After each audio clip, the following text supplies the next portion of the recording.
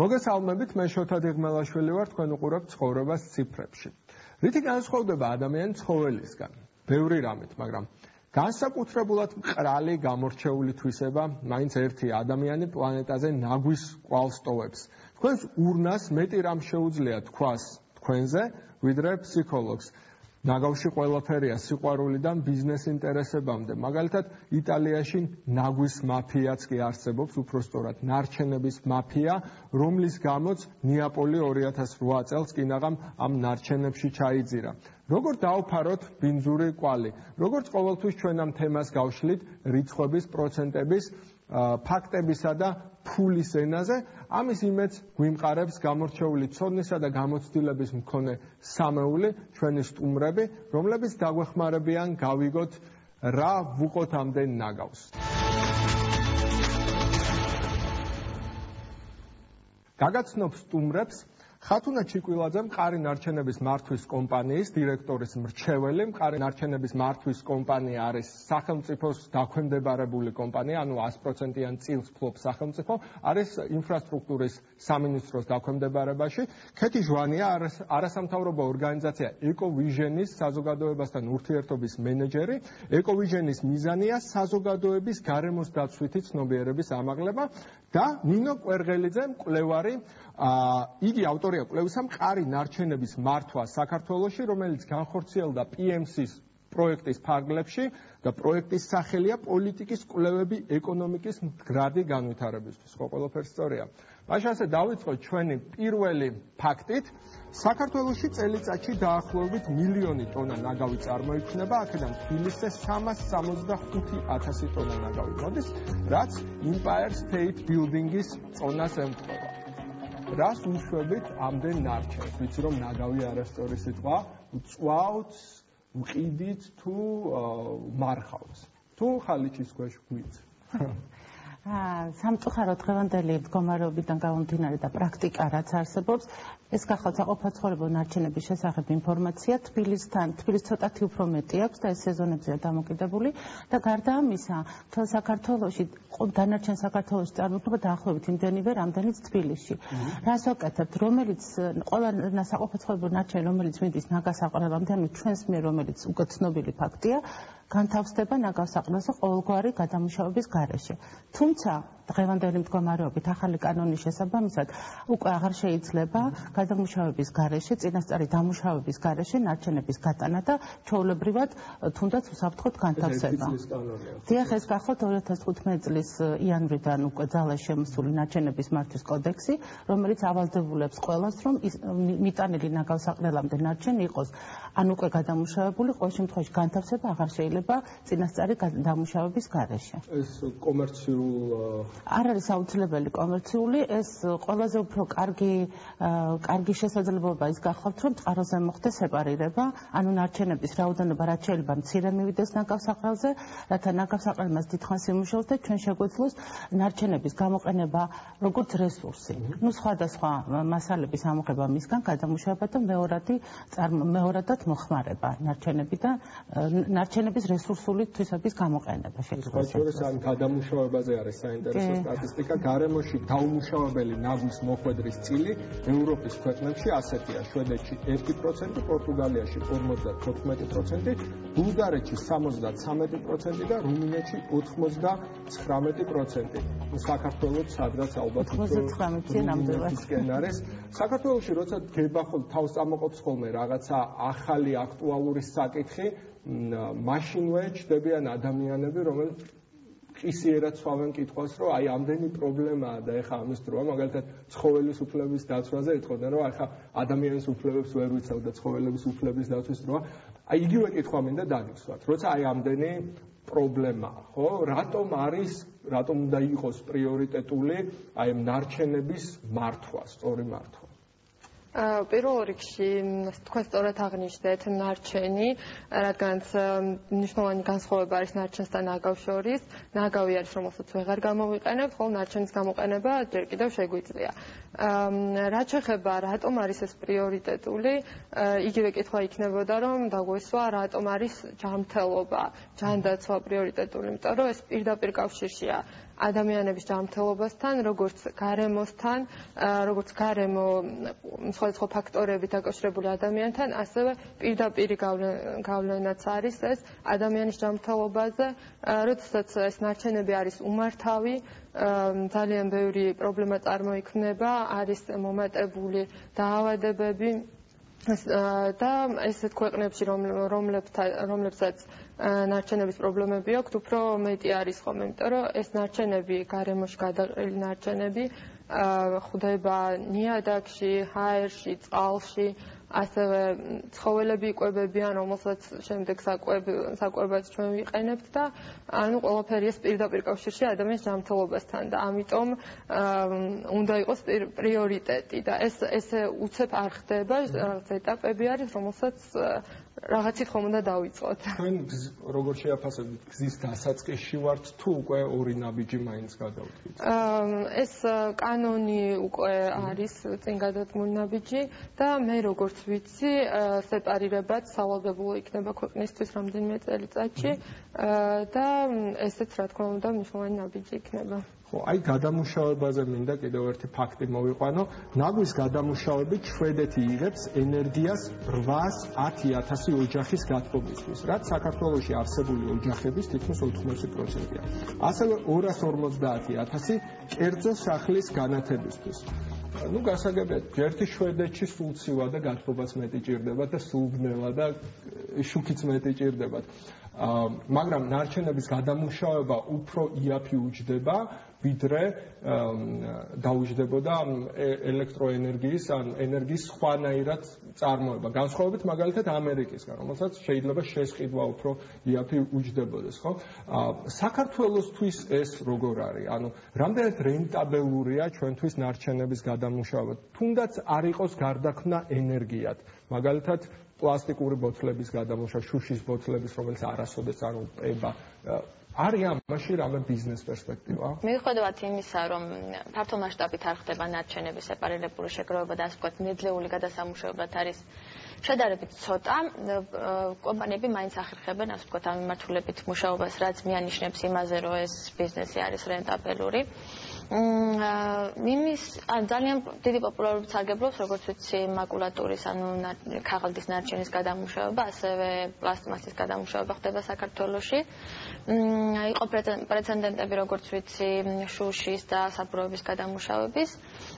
იმ შემთხვევაში, თუ მოხდება უფრო ფართო მასშტაბიანი სეპარირება ნარჩენების, ანუ გაჩნდება უფრო მეტი მეორადი ნედლეული, შესაბამისად მეტი პერსპექტივები გაჩნდება ბიზნესისთვის და საკმარის ნედლეულის შემთხვევაში შეძლებენ კომპანიები, რომ უფრო სრული დატვირთვით იმუშაონ, მოგებაც მეტი ქონდეთ და გაჩნდება ახალი მიმართულებები ამ დაახლოებით რა მასშტაბზეა საუბარი? აი ინდუსტრიული მასშტაბი რო იყოს ამ ნარჩენების გადამუშავების რამხელა ფულზეა დაახლოებით საუბარი, შეგვიძლია ვთქვათ, თუნდაც დიაპაზონი. ცოტა რთული იქნება შესაბამისად, რომ მაკულატურის მიმართულებით მაგალითად მუშაობს 10 კომპანია, როგორც ვიცი, 10 კომპანია 10 მოთამაშე საკმაოდ ბევრი არის, მაგრამ ისინი რა თქმა უნდა უჩივიან ნედლეულის ნაკლებობას. 2010 წლისთვის ქვეყანაში 69 ნაგავსაყრელი იყო რეგისტრირებული, თუმცა მყარი ნარჩენების მართვის სახელმწიფო კომპანიის მონაცემებით მოხდა 30-მდე ნაგავსაყრელის მოდერნიზება. და მხოლოდ 2015 წელს დაიხურა 11 ნაგავსაყრელი. ხო, ყველაფერი სწორია. რამდენი ბოლო ინფორმაციაა ეს? დავაზუსტებ თუ შეიძლება. დღევანდელი მონაცემებით საქართველოში არის აღრიცხული 56 ნაგავსაყრელი. შეგიძლიათ ნახოთ სახელმწიფო აუდიტის ანგარიში, რომელიც არის მყარი ნარჩენების მართვის ეფექტიანობის აუდიტი. ამ 56-დან 53 არის მყარი ნარჩენების მართვის კომპანიის იურისდიქციაში, 2 არის აჭარაში, ქობულეთი და ბათუმი და 1 თბილისი. ანუ ეს არის მოქმედი ნაგავსაყრელები. ეხლა ჩვენს იურისდიქციაში არსებული 53 ნაგავსაყრელიდან შეჩერებულია 4 ნაგავსაყრელი, 13 არის დახურული და საბოლოო ჯამში გამოდის, რომ 36 არის მოქმედი. ამ 36-დან შემიძლია ხმამაღლა ვთქვა, რომ დღეისათვის უკვე 27 ნაგავსაყრელი არის კეთილმოწყობილი. სანამ შემოვიდოდა კანონი ძალაში, ჩვენ კომპანიამ დაიწყო არსებობა 2012 წლიდან და 13-ში უკვე ახალ მთავრობასთან ერთად მოხდა სერიოზული ინვესტირება მილიონიდან 12 მილიონამდე ხარჯების გაზრდა იმისათვის, რომ არსებული ნაკავსაყრელები, რომელიც საშინელი წარსული დაგვხვდა ჩვენ და მემკვიდრეობა, მოწესრიგებულიყო გარემოსთვის და ადამიანისთვის მინიმალური საფრთხე-შემცველი გამხდარიყო და ამიტომ მოხდა ზუსტად კეთილმოწყობის პროექტების განხორციელება, რომელიც თქვენ ახლა მოდერნიზებულად ჩათვალეთ, თუმცა ეს იყო კეთილმოწყობა. ხა ეს რას ნიშნავს? ყველა ნაკავსაყრელი აბსოლუტურად რაც კომპანიას ეკუთვნის არის შემოღობილი. ნაკავსაყრელების უმეტესობა იყო მდინარის პირებზე და მდინარის დამცავი ღონისძიებები ჩატარდა, იმიტომ რომ არ მომხდარიყო ნარჩენების ჩაყრა. მაგალითად შეგიძლიათ ნახოთ ქუთაისში რაც მოხდა, თელავში რაც მოხდა, ონში, ამბროლავში. ანუ ის ნაკავსაყრელები, რომელიც იყო მდინარესთან. შემდეგ დაიწყო ნაკავსაყრელების აი ამ ნარჩენების ერთად შეგროვება, უკვე თანამედროვე ჩვენ გამოცდილება გვქონდა უცხოელების, თუმცა ჯერ საკანონმდებლო მოთხოვნები არ გვქონდა, მაგრამ შევეცადეთ ამ გამოცდილების საფუძველზე გაგვეკეთებინა ფორმა მიგვეცა, ანუ ტანი შემოზვინვა ქვია, ეს ნარჩენები ერთად მოგროვდა, მიეცა გარკვეული ფორმა, გადაიფარა თიხანარევი გრუნტით, გავუკეთდა თხრილები, რომ არ მოხდეს კიდევ უფრო მეტად დაბინძურება და თან კიდევ შემოღობა ხელი შეუშალა ყველას შესვლას იქ, არა მარტო ბუნებრივად გარეულ ცხოველებს, ასევე შინაურ ცხოველებს და რასაკვირველი ადამიანებსაც კი, რომლებსაც მანამდე ჰქონდათ პრაქტიკაში ამუხება ნაგავსაყრელებთან. ოფიციალური ნაგავსაყრელები ძალიან ბევრია. ეს არის რაც ამათში არ შედის, აღურიცხავი. აღურიცხავი ნაგავსაყრელები თქვენ შეგიძლიათ ნახოთ, ძალიან ბევრი კვლევებია ჩატარებული 2000-მდე ან შეიძლება გააჩნია როგორ აღრიცხავთ. შეიძლება მეტიც იყოს, იმიტომ რომ პრაქტიკულად ყველა სოფელში არსებობს ან სოფლის დასაწყისში, ან სოფლის ბოლოში ადგილი, სადაც ეს მოსახლეობა ყრის ნარჩენებს. ნუ ცდილობენ რომ თვალს მოაფარონ და თვალს მოაფარება ნიშნავს, რომ ძირითადად მდინარის ნაპირებში, ხევებში ყრიან. რაც ძალიან ცუდი პრაქტიკაა და ჩვენ დასამწუხაროდ თვლიან რომ მოვა წყალი და წაიღებს, თუმცა ეს წყალი არსად არ წაიღებს, ისევ ჩვენ გვიბრუნდება, ამ წყლით ხდება შემდეგ სავარგულების მორწყვა და მოწეული პროდუქტის მირთმევა ისევ ჩვენს მიერ. სამწუხაროდ, ხო. კიდევ ერთი ფაქტი მინდა მაყურებელს გავაცნო, ბავშვის შემწოვის საფენების დაშლას 600 წლამდე დრო სჭირდება. კახეთში საყოფაცხოვრებო ნარჩენების 13%-ს ბავშვების საფენები შეადგენს. ანუ დაუშვათ ტექნოლოგიები ადრე რო განვითარებულიყო, დღეს შეიძლება თემურ ლენგის შემოსევის დროინდელი ბავშვის საფენე გვეპოვა. რა თვალსაზრისითაა სახიფათო უფრო ხანგრძლივად დაშლადი ასე ვთქვათ, ნარჩენების ესე დატოვება. ან როგორ ხდება ამის სორტირება? დიახ, ნარჩენების სხვადასხვა ტიპი არსებობს, რომლებსაც სხვადასხვა დრო ჭირდება დასაშლელად. არის ნარჩენები, რომლებიც გარემოში მოხვედრისას დიდი ხნის განმავლობაში არ იშლება და ეს რა თქმა უნდა ძალიან ცუდია, რაც უფრო დიდხანს იქნება დარჩენილი გარემოში, მით უფრო ცუდია ჩვენი ჯანმრთელობისთვის, ასევე გარემოსთვის და ეს არა მარტო ადამიანების ჯანმრთელობისთვის, ასევე როგორც ლოკალურ დონეზე, ასევე გლობალურად ცუდ ძვრებს იწვევს, მაგალითად კლიმატის ცვლილება, გლობალური დათბობა, რომელიც არ არის, რა თქმა უნდა, მითი და რეალურია და უკვე გვაქვს ამის შედეგები და ნარჩენებიც ერთ-ერთი მიზეზი არის ამ გლობალურ დათბობის, ასევე ნარჩენების თამაშობს როლს. რაც შეეხება ორგანულ ნარჩენებს, ორგანული შეიძლება რომ კომპოსტი გაკეთდეს, ეს კომპოსტი ეს ერთგვარი ორგანული სასუქი არის, რომელიც შეიძლება ორგანული ნარჩენებისგან მოსახლეობამ შეუძლია თვითონ დაამზადოს და ამას ეს ბევრად უფრო კარგი არის ვიდრე ეს ქიმიური დანამატები და ესეც ხელს შეუწყობს ნარჩენების შემცირებას. მას შემდეგ, რაც სახელმწიფოს ჩარევით ველსურმა სუპერმარკეტებმა ცელოფნის პარკების გაყიდვა დაიწყეს თვითპენსად, მათი მოხმარება 70% შემცირდა. ანუ არსებობს რაღაც რეგულაციები, რომლითაც შესაძლებელია დრამატულად გამოსწორდეს სიტუაცია, ხო? შეგიძლიათ აღვიხსნათ რა მიდგომები არსებობს სოფლიოში? კი ბატონო, პირველ რიგში ნარჩენების მართვა და ზოგადად გარემოსდაცვითი საქმიანობა ემყარება ძალიან, ასე ვთქვათ, საფუძველს პრინციპს, რომელსაც ქვია დამბიძურებელი იხდის. ანუ ის, ვინც აწარმოებს ამ შემთხვევაში ნარჩენს, ანუ არის მისი მფლობელი, ვარდებული არის, რომ ასე ვთქვათ, აიღოს პასუხისმგებლობა და გაიზიაროს, ვთქვათ, ის ხარჯი, რომელიც ნარჩენების მართვასთან არის დაკავშირებული. ძალიან ცნობილი და გავრცელებული და წარმატებული, ასე ვთქვათ, მეთოდი არის წარმოებლის გაფართოებული ვალდებულება, რომელიც გულისხმობს იმას, რომ პროდუქტის მწარმოებელი, ან იმპორტიორი, ან გამყიდველი, ანუ ასე ვთქვათ, პირი, რომელიც პროდუქტს ანათავსებს ბაზარზე, არის ვალდებული, რომ ასე ვთქვათ, აიღოს პასუხისმგებლობა ამ პროდუქტზე, მას შემდეგ, რაც ის გახდება ნარჩენი. ასე რომ ძალიან გავრცელებული პოპულარული, ასე ვთქვათ, მიდგომა არის, გადაიხადე როგორც წყრი. ანუ თუ შენ განათავსებ დახარისხებულ ნარჩენს, შესაბამისად იხდი ნაკლებს და ის, ვინც ვთქვათ, დაუხარისხებელ ნარჩენს განათავსებს, ის იხდის მეც. ანუ ეს ამდენ გამართლებულია ჩვენთან რა სისტემაც მოქმედებს. ახლა ელექტროენერგიის ანგარიშს რო არ მიბმული ეს რამეს ამბობს, ადამიანს რა ნარჩენს აწარმოებს ელექტროენერგიის. ეს მიდგომა კარგი არის, ეს მიდგომა ძალიან, ასე ვთქვათ, გამართლებულია მოსაკრებლის ამოღების ადმინისტრირების მხრივ. ანუ ეს მნიშვნელოვნად, ანუ ხდება ბაზების მოწესრიგება, ანუ ადმინისტრირება, ასე ვთქვათ, მოსაკრებლის ამოღების უფრო მარტივად ხდება. მაინტერესებს დარბაზში უკითხვა, პოლიეთილენი არის მუდმივი პრობლემა, ხო? 5 პენსია არის დაახლოებით 20 თეთრი, ხო? ჩვენთანაც პრინციპში სანამ უფასო გახდებოდა პარკები, ესე ვთქვათ, და სუპერმარკეტებში და მე მახსოვს ბებიაჩემი დადიოდა ხოლმე მარკეტში თავის შავი ჩანთით, რომელსაც წავალაგებდა პროდუქტებს. ეს პრაქტიკა მე არსად აღარ შემხედრია რამდენიმე წელია. დარბაზში არის ვიღაც, ანუ ვიცი რომ გარემოს დაცვითი ჯგუფებიც არიან. ჩვენ ვართ მწვანე ახალგაზრდები და ორგანიზაციაში გვაქვს ნაწრის ჩანთები, რომლის გამოყენება პერმანენტულად შეგვიძლია. და ნაკლების ზარალი ადგება გარემოს, იმიტომ რომ როგორც თქვენ აღნიშნეთ, ასევე ქაღალდის ჩანთები შემოიღეს, რომელიც ასევე ასე თუ ისე გარემოს გარკვეულ ზიანს აყენებს. ხალბატონ ხართუნასთან მაქვს კითხვა. როგორც აღნიშნეთ, უკვე კანონი მოქმედებს ნარჩენების სეპარაციასთან დაკავშირებით.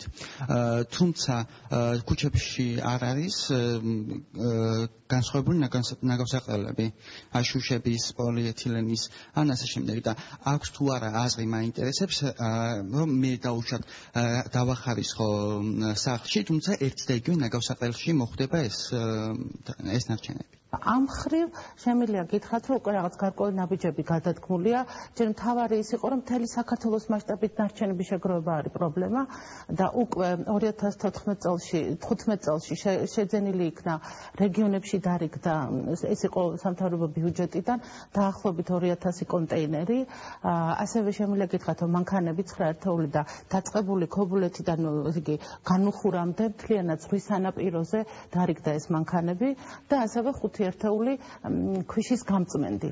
ანუ წლევანდელი სეზონისთვის შავი ზღვის სანაპირო საკურორტო ზონა, რომელიც ძალიან დიდი დატვირთვით იმუშავებს, იქნება მზად, რომ მიიღოს მოსახლეობა და თან რაც შეიძლება სისუფთავე და ნარჩენებმა არ შეაწუხოს არავინ, არც დამსვენებელი და არც იქ მაცხოვრებელი. და წლევანდელ წელს უკვე ძალიან ცოტა ხანში გახდება ცნობილი, ასევე დიდი რაოდენობით თანხა არის განსაზღვრული და აგეგმილი, რომ გამოიყოს კონტეინერებისა და მანქანების შესაძენად. ზოგი მუნიციპალიტეტი უფრო აქტიურია, საკუთარი ხარჯების მობილიზებასაც აკეთებს, მაგალითად ქუთაისში ფიქრობენ, რომ დაიწყონ და დაწყებული აქვს სეპარაცია. ანუ იცით რა, ეს არის თქვენი თანამონაწილეობა, თქვენი ძალიან კარგი აქტიურობა და ენთუზიაზმი და ადგილობრივი თვითმმართველობასთან ერთად ამ საქმის მოგვარება. ერთი რომ თქვენგან უნდა იყოს და მეორე უნდა შეგეწყოთ ხელი, რომ ეს მოთხოვნა რეალიზებული იქნას და სეპარაცია 2019 წელს კი არ დავიწყოთ 1 იანვარს, არამედ ეტაპობრივად ნელ-ნელა მოხდეს. მე ძალიან იმედიანად ვარ. რამდენად ოპტიმალურად ვიყენებთ ესეც საინტერესო თემაა იმ ფართობს. აი მაგალითად 2010 წლის მონაცემებით საქართველოში აღრიცხული რეგისტრირებული და არარეგისტრირებული ნაგავსაყრელების ჯამური ფართობი დაახლოებით 300 ჰექტარი იყო, რაც 420 პროფესიონალური ფეხბურთის სტადიონის ხელა ტერიტორია, ხო? აი მე ვიცი რომ მაგალითად 2 ჰექტარზე მოყავთ მთელი ის სალათის ფურცლები, რაც აკმაყოფილებს ნახევარი საქართველოს მოთხოვნილებას ამ პროდუქტზე. 14 ჰექტარზე რუსთავში არის სოკოს საწარმო, 14 ჰექტარზე არ მოყავთ რომლითაც არამხოლოდ საქართველოს მოხმარება კმაყოფილდება, ექსპორტზე გადის 3 თუ 4 ქვეყანაში. აქ საუბარი გვაქვს 300 ჰექტარზე, რომელიც არის დათმობილი ნაგავსაყრელებისთვის. რამდენად ოპტიმალური გამოყენებაა ეს, თუნდაც აი უძრავი ქონების. ეს არის არაოპტიმალური გამოყენება და ყოველთვის დასანანი, ასე ვთქვათ, მიწის დათმობა ნაგავსაყრელისთვის მithmetes თუ შეიძლება რა ალტერნატივაა? საქართველოსთვის ან პატარა ქვეყანა 3.7 მილიონი მოსახლეობით ამდენი ნაგავსაყრელი არ უნდა იყოს. უნდა იყოს უფრო ნაკლები ნაგავსაყრელი, შესაბამისად უნდა ეჭიროს უფრო ნაკლები ფართობი. საერთოდ კანონმდებლობი და სტრატეგია ქვეყნის გახლავთ ასეთი, რომ დაახლოებით 8 წლის განმავლობაში, იმიტომ რომ ეს არის ასოცირების შეთანხმებით გათვალისწინებული დრო, ყველა არსებული ნაგავსაყრელი ოფიციალურზე მაქვს ლაპარაკი, არაოფიციალურით აუცილებლად უნდა გაიწმინდეს, ეს უკვე სტრატეგიაში წერია. მოკლედ, ყველა ოფიციალური ნაგავსაყრელი უნდა დაიხუროს ეტაპობრივად, მაგრამ სად მივდივართ? ამ ნაგავსაყრელების დახურვის შემდეგ და პარალელურად ხდება ახალი რეგიონული ნაგავსაყრელების მშენებლობა. ორი უკვე დაწყებულია. თუ ვინმე არის დასავლეთიდან იცის, რომ ქუთაისის მახლობლად ახალი რეგიონული ნაგავსაყრელის მშენებლობა მალე დაიწყება და 18 წლისთვის უკვე გვექნება ამას KfW აფინანსებს, რომელიც მომსახურება იმერეთის რეგიონს და რაჭა-ლეჩხუმს. ქვემო ქართლში ასევე რეგიონული ნაგავსაყრელი იქნება, რომელიც მთლიანად მთელ რეგიონს მოემსახურება 5 მუნიციპალიტეტს. ასე რომ ჩვენ ეტაპობრივად გადავალთ დაახლოებით აი ამ რაოდენობიდან რაც გვაქვს, ასევე აჭარაშიც გვექნება საბოლოოდ 8-10 ნაგავსაყრელი.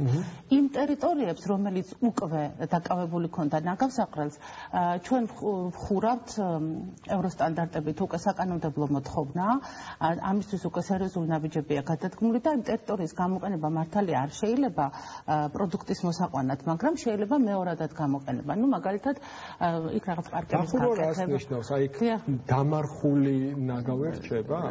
იქ რჩება, ოღონდ რჩება უსაფრთხოდ განთავსებული სპეციალური საფარი ეფარება, რომელიც შეიძლება იყოს გეომემბრანა თუ იქ შიგნით დიდი რაოდენობით ისეთი შემადგენლობის ნარჩენია, რომ საჭიროა ამის გამოყენება, ან შეიძლება იყოს თიხანარევი გრუნტი. ნუ სხვადასხვა მეთოდები არსებობს, რომელიც იმის მიხედვით რა რაოდენობით და რა შემადგენლობის ნარჩენი გაქვთ, იმის მიხედვით იხურება. თავარი დახურვაში გახლავთ ის, რომ ნაგავსაყრელის ტერიტორია აბსოლუტურად უსაფრთხო უნდა იყოს, როგორც გარემოსთვის, ასევე ადამიანისთვის და მისი გამოყენება გარკვეული დროის შემდეგ რემედიაცია საშუალებას უნდა გაძლევდეს, რომ გამოიყენო ან დასასვენებლად.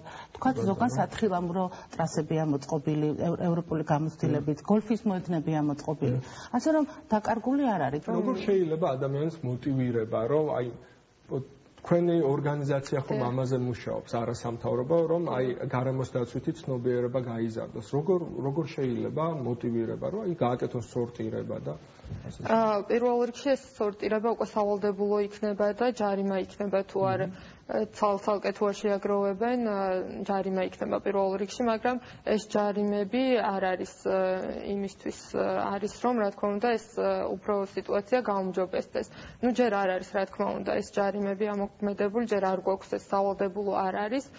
მე როგორც ვიცი, სავალდებულო გახდება შემდეგ რამდენიმე წლის შემდეგ, მაგრამ რაც შეეხება ეს მოტივირებას ადამიანებმა უნდა გაიგონ რა მნიშვნელობა აქვს ამას და პირველ რიგში მნიშვნელოვანია ჩვენ რაზეც ვმუშაობთ, რომ ეს პატარა ასაკიდან იყოს ადამიანის ცნობიერება ამაღლებული, პატარა ასაკიდან იყოს ქცევის ცვლილება, იმიტომ რომ შემდეგ უკვე ადამიანი ჩამოყალიბებულია და შემდეგ უკვე ძნელი არის ხოლმე უფროსი ადამიანის დარწმუნება, რატომ არის ცუდი, მას უკვე ჩვევაში აქვს ეს არა მარტო დაყრას გულისხმობ, ბევრი სხვადასხვა გარემოს დაცვითი ჩვევა არის, მათ შორის ნარჩენებთან დაკავშირებით, რომელიც შემდეგ უკვე ძნელია ამ ჩვევის გადაგდება და ბავშვები უფრო მოტივირებულიც არიან და უკვე იჩვევიან ბავშვობიდანვე და ჩვენი ინიციატივა იყო ბაღის ასაკიდან უკვე დავიწყეთ, ანუ საპილოტო პროექტი გავაკეთეთ და შემდეგ უკვე ოფიციალურად შევიდა ახლა საბავშვო ბაღებში, საბავშვო ბაღის ასაკიდან ისწავლიან ბავშვები უკვე ნარჩენებთან დაკავშირებულ თბილისის საბავშვო. კარგი სტატისტიკა მაქვს ერთ სულ მოსახლეზე რამდენი ნაგავი გროვდება. სულ მოსახლეზე ყველაზე მეტ ნაგავს საქართველოში თბილისელები წარმოქმნიან 1 კილოგრამს დღეში. ცხოვრების მანძილზე თბილისელი საშუალოდ 10 კილოს წონის ნაგავს გამოიმუშავებს, ან ერთი ნაცრისფერი ვეშაპის. ეკონომიკურად მოტივირება შესაძლებელია ამ ადამიანებს გარდა იმისა, რომ კეთილი ნების ჟესტი იყოს, რომ ვიზრუნოთ იმაზე, რომ ეს შევამციროთ ნარჩენები და ასე შემდეგ. საწყის ეტაპზე, რა თქმა უნდა, როგორც ნარჩენების მართვის კოდექსში არის გათვალისწინებული წარმოების გაფართოებული ვალდებულება, რომელიც დაავალდებულებს, ასე ვთქვათ, ნარჩენების პროდუქტის მწარმოებლებს, რომ ასე ვთქვათ, მოუვარონ თავიანთ ნარჩენებს. საყოფაცხოვრებო ნარჩენების გარდა კიდევ მნიშვნელოვანია სამრეწველო ნარჩენები და შემზარავი სტატისტიკა მაქვს. 2007 წლის მონაცემებით სახიფათო სამრეწველო ნარჩენების ყველაზე დიდი წილი რაჭა-ლეჩხუმის დარიშხანზე მოდის, ანუ 100 ტონა დარიშხანის ნარჩენია.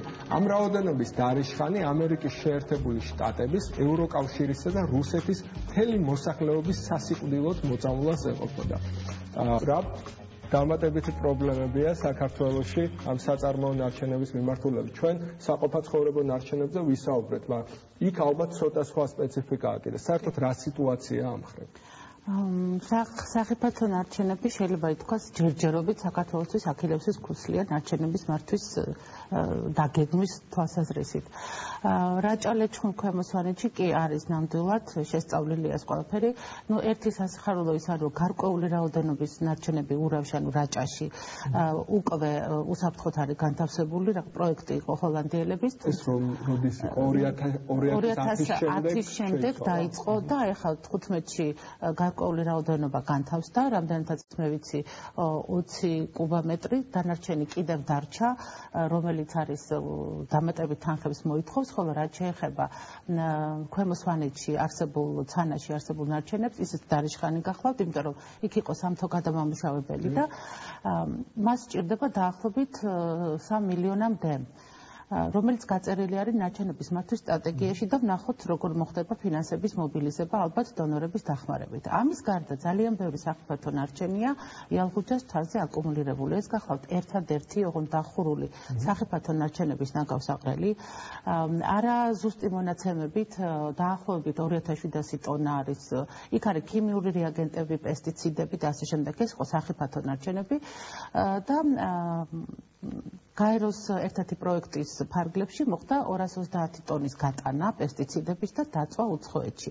ეს იყო ძალიან კარგი, თუმცა ეს არანაირად საკმარისი არ არის და დღეისათვის საწარმო, რომელიც აწარმოებს სახიფათო ნარჩენებს, მართალია კანონი რაღაც გარკვეულ საზღვრებს და ლიმიტებს უწესებს, მაგრამ საბოლოო ჯამში სად უნდა იყოს გატანილი, არავინ არ იცის, იმიტომ რომ სახიფათო ნარჩენების ნაგავსაყრელი მოქმედი ქვეყანაში არ გვაქვს. ეს საკითხი ღია და გარემოს დაცვის სამინისტრო სერიოზულად ფიქრობს, როგორ მოახდინოს ამ პრობლემის გადაწყვეტა. დიდი მადლობა სტუმრებს, უღრმესი მადლობა დარბაზს. შევხვდებით მომავალ სამშაბათს 9:30-ზე ნახვამდის.